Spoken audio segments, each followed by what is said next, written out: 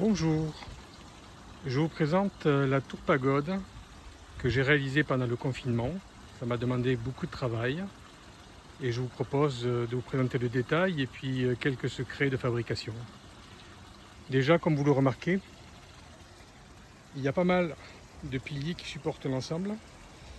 Ces piliers, voyez-vous, c'est juste des manches à balai. J'ai introduit des escaliers en colimaçon. Donc le colimaçon est facile à faire, donc on tourne autour du manche à balai avec des rectangles de bois. On va d'abord les coller, puis ensuite les clouer pour qu'ils résistent au mauvais temps. Donc il y a deux niveaux. Et je termine toujours mes œuvres par un phénix, qui est symbole de résurrection. Donc j'aime beaucoup cet oiseau-là. Maintenant, je vous propose de regarder le détail sur le devant. On va commencer par le bas avec un escalier large qui continue par un colimaçon qui donne sur deux plateformes qui sont à différents niveaux et qui vont au même endroit finalement, dans la pagode centrale.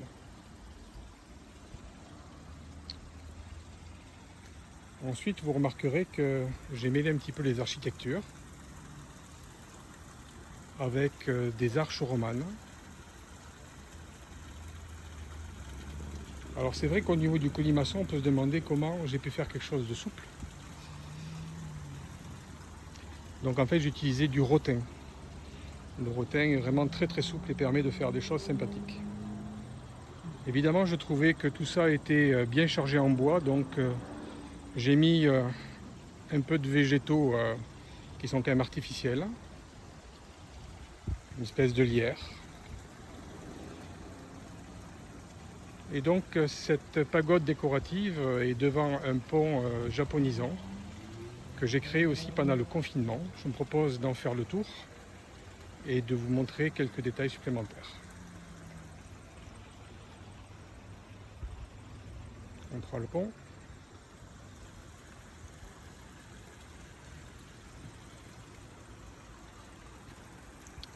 Voilà sur l'arrière. Donc vous remarquez qu'il y a des fils électriques qui passent. Simplement, j'ai décidé d'éclairer l'ensemble avec des éclairages qui peuvent changer de couleur. La nuit, ça donne un superbe effet.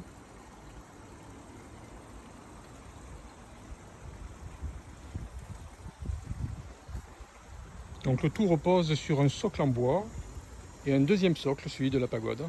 Donc tout ça est vissé avec de longues vis qui permettent une belle stabilité même en cas de vent.